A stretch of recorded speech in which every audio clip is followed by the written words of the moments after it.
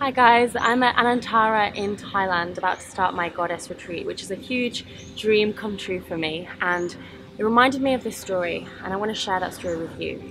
It's the story of the eagle.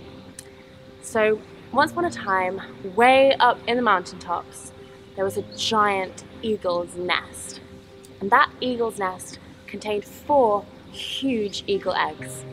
Now one day there was a massive earthquake and it shook the mountain, and one of the eggs rolled all the way down the mountain and landed in a chicken farm in the valley below.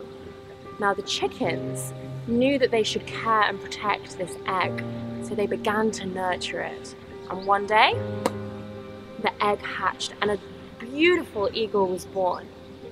But because of its environment and the chickens around him, the eagle believed that he was a chicken.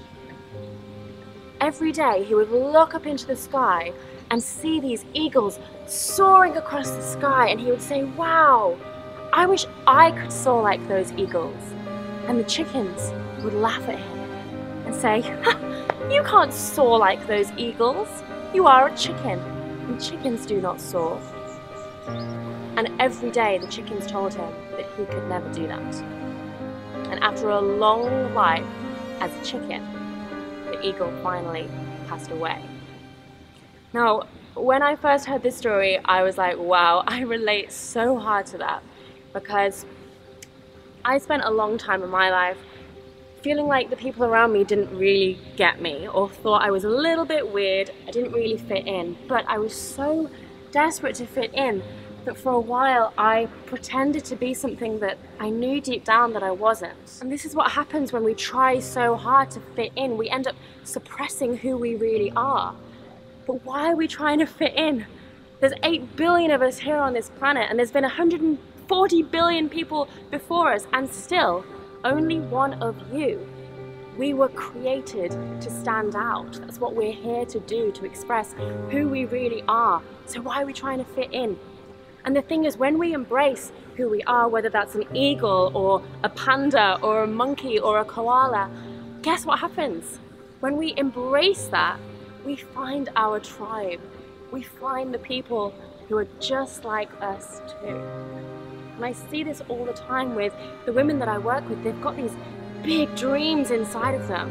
Because the people around them don't really understand them or support them, they start to believe that those dreams are too big, or not achievable, or not realistic enough. And the amount of times someone has said to me, "Mal, it's just not very realistic," it blows my mind. But who wants to live in a realistic world? We have to dare to dream bigger. We have to find our tribe.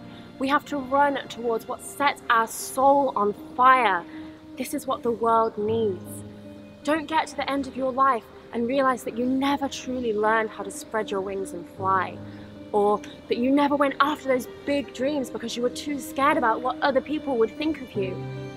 What matters is what you think of you. You're writing the movie of your life. You're the writer, you're the director, and you're the starring role. So how do you want that movie to play? Make it worth watching.